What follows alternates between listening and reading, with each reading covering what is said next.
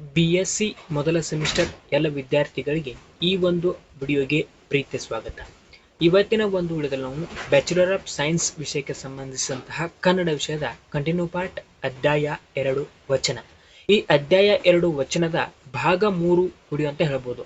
ಹಾಗಾದ್ರೆ ಇದರ ಹಿಂದಿನ ಕ್ಲಾಸ್ನಲ್ಲಿ ಇದರ ಮಾಹಿತಿಯನ್ನು ಸಂಪೂರ್ಣವಾಗಿ ಡಿಸ್ಕಷನ್ ಮಾಡಿದ್ದೇವೆ. ಇವತ್ತಿನ ಕ್ಲಾಸ್ನಲ್ಲಿ ನಾವು ಸಂದರ್ಭ ಸ್ಪಷ್ಟೀಕರಣ ಮತ್ತು 1 ಅಂಕದ ಪ್ರಶ್ನೋತ್ತರಗಳನ್ನ ಇವತ್ತಿನ ಕ್ಲಾಸ್ನಲ್ಲಿ ಡಿಸ್ಕಷನ್ ಮಾಡೋಣ ಅಂತ ಹೇಳ್ತಾ ಇವತ್ತಿನ ಕ್ಲಾಸ್ನ ಸ್ಟಾರ್ಟ್ ಮಾಡೋಣ ಬನ್ನಿ. ಮೊದಲಿಗೆ ಸಂದರ್ಭದೊಡನೆ ಸ್ಪಷ್ಟೀಕರಣದ ಪ್ರಶ್ನೋತ್ತರಗಳನ್ನು ನೋಡಿದರೆ ಪ್ರಶ್ನೆ ನಂಬರ್ 1, ಬಡತನವೆಂಬ ಮಂತ್ರವಾದಿ ಹೋಗಲು ಒಡನೆ ನುಡಿವರಯ್ಯ. ಸಂದರ್ಭ ಪ್ರಸ್ತುತ ವಾಕ್ಯವನ್ನ ಬಸವಣ್ಣನವರ ಹಾವು ತಿಂದವರ ನುಡಿಸಬಹುದು ವಚನದಿಂದ ಆಯ್ದುಕೊಳ್ಳಲಾಗಿದೆ. ಶ್ರೀಮಂತರ ವಿಡಂಬಿಸುವ ಸಂದರ್ಭದಲ್ಲಿ ಬಸವಣ್ಣನವರು ಈ ಮಾತನ್ನ ಹೇಳುತ್ತಾರೆ. ಸ್ಪಷ್ಟೀಕರಣ. ಶ್ರೀಮಂತ ಜನರ ಸ್ವಭಾವದ ತೀಕ್ಷ್ಣ ವಿಡಂಬನೆ ಬಸವಣ್ಣನವರ ವಚನದ ತಿರುಳು. ಶ್ರೀಮಂತರೆಂದರೆ ವಿಷದ ಹಾವು, ಪಿಶಾಚಿಗಳನ್ನ ಮೀರಿದ ಜನ. ಹಾವು ಕಚ್ಚಿದವರನ್ನ ಮಾತನಾಡಿಸಬಹುದು, ಪಿಶಾಚಿ ಬಡಿದವರನ್ನ ಮಾತನಾಡಿಸಬಹುದು, ಆದರೆ ಸಿರಿಗರ ಹೊಡೆದವರನ್ನ ಮಾತನಾಡಿಸಬಾರದು. ಅವರು ಮಾತನಾಡಬೇಕಾದರೆ ಅವರ ಬಳಿಗೆ ಬಡತನವೆಂಬ ಮಂತ್ರವಾದಿಯೇ ಹೋಗಬೇಕು, ಆವಾಗ ಮಾತ್ರ ಅವರು ಮಾತನಾಡಬಲ್ಲರು. ಎಂದರೆ ಸಿರಿಗರ ಹೊಡೆದ ಜನರನ್ನ ಮಾತನಾಡಿಸಬೇಕಾದರೆ ಬಡತನವೆಂಬ ಮಂತ್ರವಾದಿಯೇ ಬೇಕು. ಸಿರಿತನದ ಗರ್ವಕ್ಕೆ ಬಡತನವೇ ಮದ್ದು ಎನ್ನುವುದು ಬಸವಣ್ಣನವರ ನಿಲುವು. ಇದನ್ನು ವಿವರಿಸುತ್ತಾ ಅವರು ಈ ಮೇಲಿನಂತೆ ಹೇಳುತ್ತಾರೆ ಎಂಬುದು ಉತ್ತರವಾಗಿದೆ. ಪ್ರಶ್ನೆ ನಂಬರ್ 2, ಲೋಕದೊಳಗೆ ಹುಟ್ಟಿದ ಬಳಿಕ ಸುತ್ತಿನಿಂದಗಳು ಬಂದಡೆ ಮನದಲ್ಲಿ ಕೋಪವ ತಾಳದೆ ಸಮಾಧಾನವಾಗಿರಬೇಕು. ಸಂದರ್ಭ ಪ್ರಸ್ತುತ ವಾಕ್ಯವನ್ನ ಅಕ್ಕ ಮಹಾದೇವಿಯ ಬೆಟ್ಟದ ಮೇಲೊಂದು ಮನೆಯ ಮಾಡಿ ವಚನದಿಂದ ಆಯ್ದುಕೊಳ್ಳಲಾಗಿದೆ. ಲೋಕ ಸ್ವಭಾವವನ್ನ ವಿವರಿಸುವ ಸಂದರ್ಭದಲ್ಲಿ ಅಕ್ಕ ಈ ಮಾತನ್ನ ಹೇಳುತ್ತಾಳೆ. ಸ್ಪಷ್ಟೀಕರಣ. ಇಲ್ಲಿನ ಅಕ್ಕನ ವಚನ ಲೋಕ ಸ್ವಭಾವವನ್ನ ಹೇಳುತ್ತದೆ. ಲೋಕದಲ್ಲಿ ಹುಟ್ಟಿ ಬಂದ ಬಳಿಕ ಸುತ್ತಿನಿಂದಗಳು ಸಹಜ. ಆ ಸುತ್ತಿನಿಂದಗಳು ನಮ್ಮ ಕೋಪಕ್ಕೆ ಕಾರಣವಾಗಬಾರದು. ಸುತ್ತಿನಿಂದಗಳು ಬಂದರೆ ಮನದಲ್ಲಿ ಕೋಪವನ್ನ ತಾಳದೆ ಸಮಾಧಾನವಾಗಿರಬೇಕು. ಏಕೆಂದರೆ ಲೋಕದ ಗುಣ ಸ್ವಭಾವದ ಡೊಂಕನ್ನ ತಿದ್ದಲು ಯಾವ ಕಾಲಕ್ಕೂ ಯಾರಿಗೂ ಸಾಧ್ಯವಿಲ್ಲ. ಆದ್ದರಿಂದ ಸುತ್ತಿನಿಂದೆಗಳ ಸಮಯದಲ್ಲಿ ಶಾಂತವಾಗಿರುವುದು ಮನುಷ್ಯನ ಒಳ್ಳೆಯ ಲಕ್ಷಣ ಎನ್ನುತ್ತಾಳೆ ಅಕ್ಕ ಮಹಾದೇವಿ.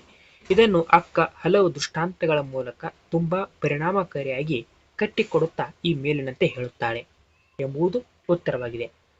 ಪ್ರಶ್ನೆ ನಂಬರ್ 3, ಮಠದೊಳಗಿನ ಬೆಕ್ಕು ಇಲಿಯ ಕಂಡು ಪುಟ ನೆಗೆದಂತಾಯಿತು.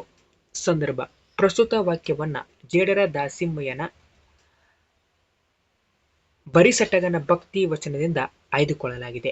ಡಾಂಬಿಕ ಭಕ್ತರನ್ನ ವಿಡಂಬಿಸುವ ಸಂದರ್ಭದಲ್ಲಿ ದಾಸಿಮಯ್ಯ ಈ ಮಾತನ್ನ ಹೇಳುತ್ತಾನೆ. ಸ್ಪಷ್ಟೀಕರಣ. ಜೇಡರ ದಾಸಿಮಯ್ಯನ ವಚನ ಡಾಂಬಿಕ ಭಕ್ತರ ತೀಕ್ಷ್ಣ ವಿಡಂಬನೆಯನ್ನ ಒಳಗೊಂಡಿದೆ. ದಾಸಿಮಯ್ಯನ ಪ್ರಕಾರ ಡಾಂಬಿಕ ಭಕ್ತನ ಭಕ್ತಿಯನ್ನ ನಂಬುವಂಥದ್ದು ಅಲ್ಲ, ಏಕೆಂದರೆ ಆತನದು ಸಂಸಾರ ವ್ಯಾಮೋಹದ ಭಕ್ತಿ ಅಥವಾ ಫಲ ಅಪೇಕ್ಷೆಯ ಭಕ್ತಿ. ಮಠದಲ್ಲಿನ ಬೆಕ್ಕಿನ ದೃಷ್ಟಿ ಯಾವತ್ತೂ ಇಲಿಯ ಮೇಲೆ ಇರುವಂತೆ ಆ ಡಾಂಬಿಕ ಭಕ್ತನ ದೃಷ್ಟಿ ಯಾವತ್ತೂ ಸಂಸಾರದ ಅಪೇಕ್ಷೆಯ ಮೇಲೆ ಇರುತ್ತದೆ. ಇವನದು ನೈಜ ಭಕ್ತಿಯನ್ ಅರಿಯದ ಡಾಂಬಿಕ ಭಕ್ತಿ ಎಂಬ ತೀಕ್ಷ್ಣ ವಿಡಂಬನೆ ದಾಸಿಮಯ್ಯನದು. ಇದನ್ನು ವಿವರಿಸುವ ಸಂದರ್ಭದಲ್ಲಿ ದಾಸಿಮಯ್ಯ ಈ ಮೇಲಿನಂತೆ ಹೇಳುತ್ತಾನೆ ಎಂಬುದು ಉತ್ತರವಾಗಿದೆ. ಪ್ರಶ್ನೆ ನಂಬರ್ 4, ಈಸಕ್ಕಿಯಾಸ ನಮಗೇಕ ಈಶ್ವರನೊಪ್ಪ. ಸಂದರ್ಭ ಪ್ರಸ್ತುತ ವಾಕ್ಯವನ್ನ 5ಕ್ಕೆ ಲಕ್ಕಮ್ಮನ ಆಸೆ ಎಂಬುದು ಅರಸಿಂಗಲ್ಲದೆ ವಚನದಿಂದ ಆಯ್ದುಕೊಳ್ಳಲಾಗಿದೆ. ಶರಣನಿಗೆ ಆಸೆ ಇರಬಾರದು ತಿಳಿಸುವ ಸಂದರ್ಭದಲ್ಲಿ ಲಕ್ಕಮ್ಮ ತನ್ನ ಪತಿ ಮಾರಯ್ಯನಿಗೆ ಈ ಮಾತನ್ನ ಹೇಳುತ್ತಾಳೆ. ಸ್ಪಷ್ಟೀಕರಣ. ಲಕ್ಕಮ್ಮನ ಇಲ್ಲಿಯ ವಚನ ಕಾಯಕದ ಮಹತ್ಯನ್ನ ಸಾರುತ್ತದೆ. ಶರಣನಿಗೆ ಆಸೆ ಎಂಬುದು ಸಲ್ಲ ಎಂಬುದನ್ನ ಆಕೆ ತನ್ನ ಪತಿ ಮಾರಯ್ಯ ಹೆಚ್ಚು ಅಕ್ಕಿಯನ್ನ ಆಯ್ದ ತಂದ ಪ್ರಸಂಗದ ಹಿನ್ನೆಲೆಯನ್ನ ಬಳಸಿಕೊಂಡು ತುಂಬಾ ಪರಿಣಾಮಕಾರಿಯಾಗಿ ಪ್ರತಿಪಾದಿಸುತ್ತಾಳೆ. 5ಕ್ಕೆ ಲಕ್ಕಮ್ಮ ಕಾಯಕ ಸಿದ್ಧಾಂತಕ್ಕೆ ವಿಶೇಷ ಒತ್ತನ್ನ ಕೊಟ್ಟ ಶಿವಶರಣೆ. ಕಾಯಕ ತತ್ವ ಎನ್ನುವುದು ಪರಿಶುದ್ಧ ಮನಸ್ಸಿನಿಂದ ಕೂಡಿದ್ದು ಅದು ಆಶಾರಹಿತವಾಗಿರಬೇಕು ಎನ್ನುವುದು ಅವಳ ಸಿದ್ಧಾಂತ. ಅಂತೆಯೇ ಒಂದು ದಿನ ತನ್ನ ಪತಿ ಮಾರಯ್ಯ ಎಂದಿನಂತೆ ಅಕ್ಕಿಯನ್ನ ಆಯ್ದು ತರದೆ ಹೆಚ್ಚು ಅಕ್ಕಿಯನ್ನ ಆಯ್ದು ತಂದಾಗ ಆಸೆ ಎನ್ನುವುದು ಅರಸರಿಗೆ ಹೊರತು ಶಿವಭಕ್ತರಿಗಲ್ಲ ಎಂದು ತಿಳಿ ಹೇಳುತ್ತಾಳೆ.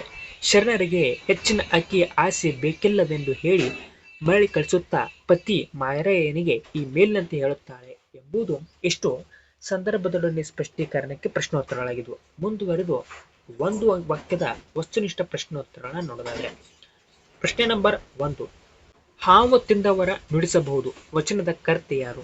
ಉತ್ತರ, ಹಾವು ತಿಂದವರ ನುಡಿಸಬಹುದು ವಚನದ ಕರ್ತೆ ಬಸವಣ್ಣನವರು. ಪ್ರಶ್ನೆ ನಂಬರ್ 2, ಯಾರನ್ನು ನುಡಿಸಬಾರದು? ಉತ್ತರ, ಸಿರಿಗರ ಹೊಡೆದವರನ್ನ ನುಡಿಸಬಾರದು. ಪ್ರಶ್ನೆ ನಂಬರ್ 3, ಸಿರಿಗರ ಹೊಡೆದವರು ಎಂದರೆ ಯಾರು? ಉತ್ತರ, ಸಿರಿಗರ ಹೊಡೆದವರು ಎಂದರೆ ಶ್ರೀಮಂತಿಕೆಯ ಪಿಶಾಚಿ ಬಡಿದ ಶ್ರೀಮಂತರು. ಪ್ರಶ್ನೆ ನಂಬರ್ 4, ಬಸವಣ್ಣನವರ ಬಡತನವನ್ನ ಯಾವುದಕ್ಕೆ ಹೋಲಿಸಿದ್ದಾರೆ? ಉತ್ತರ, ಬಸವಣ್ಣನವರು ಬಡತನವನ್ನ ಮಂತ್ರವಾದಿಗೆ ಹೋಲಿಸಿದ್ದಾರೆ. ಪ್ರಶ್ನೆ ನಂಬರ್ 5, ಬೆಟ್ಟದ ಮೇಲೆ ಮನೆಯ ಮಾಡಿದರೆ ಯಾವುದಕ್ಕೆ ಅಂಜಬಾರದು? ಉತ್ತರ, ಬೆಟ್ಟದ ಮೇಲೆ ಮನೆ ಮಾಡಿದರೆ ಮೃಗಗಳಿಗೆ ಅಂಜಬಾರದು. ಪ್ರಶ್ನೆ ನಂಬರ್ 6, ಲೋಕದಲ್ಲಿ ಹುಟ್ಟಿದ ಬಳಿಕ ಸುತ್ತಿನಿಂದೆಗಳು ಬಂದರೆ ಏನು ಮಾಡಬೇಕು? ಉತ್ತರ, ಲೋಕದಲ್ಲಿ ಹುಟ್ಟಿದ ಬಳಿಕ ಸುತ್ತಿನಿಂದೆಗಳು ಬಂದರೆ ಮನದಲ್ಲಿ ಕೋಪವನ್ನ ತಾಳದೆ ಸಮಾಧಾನವಾಗಿರಬೇಕು. ಪ್ರಶ್ನೆ ನಂಬರ್ 7, ಬರು ಸಟಗನ ಭಕ್ತಿಯನ್ನ ಏನೆಂದು ನಂಬಬಾರದು? ಉತ್ತರ, ಬರು ಸಟಗನ ಭಕ್ತಿಯನ್ನ ದಿಟವೆಂದು ನಂಬಬಾರದು. ಪ್ರಶ್ನೆ ನಂಬರ್ 8, ಜೇಡರ ದಾಸಿಮಯ್ಯ ಡಾಂಬಿಕ ಭಕ್ತರನ್ನ ಯಾರಿಗೆ ಹೋಲಿಸಿದ್ದಾನೆ? ಉತ್ತರ, ಜೇಡರ ದಾಸಿಮಯ್ಯ ಡಾಂಬಿಕ ಭಕ್ತರನ್ನ ಮಠದೊಳಗಿನ ಇಲಿಯನ್ನ ಕಂಡು ಪುಟ ನೆಗೆಯುವ ಬೆಕ್ಕಿಗೆ ಹೋಲಿಸಿದ್ದಾರೆ ಎಂಬುದು ಉತ್ತರವಾಗಿದೆ. ಪ್ರಶ್ನೆ ನಂಬರ್ 9, ಆಸೆ ಎಂಬುದು ಯಾರಿಗೆ? ಉತ್ತರ, ಆಸೆ ಎಂಬುದು ಅರಸರಿಗೆ. ಪ್ರಶ್ನೆ ನಂಬರ್ 10, ಆಸೆ ಯಾರಿಗೆ ಇರಬಾರದು? ಉತ್ತರ, ಆಸೆ ಶಿವಭಕ್ತರಿಗೆ ಇರಬಾರದು ಎಂಬುದು ಇಷ್ಟು ಈ ಅಧ್ಯಾಯದ ಸಂಪೂರ್ಣವಾದಂತಹ ಎಲ್ಲ ಅಭ್ಯಾಸದ ಪ್ರಶ್ನೋತ್ತರಗಳನ್ನ ಸ್ವಾರಸ್ಯಪೂರ್ಣವಾಗಿ ಚರ್ಚೆ ಮಾಡಿದ್ದೇವೆ.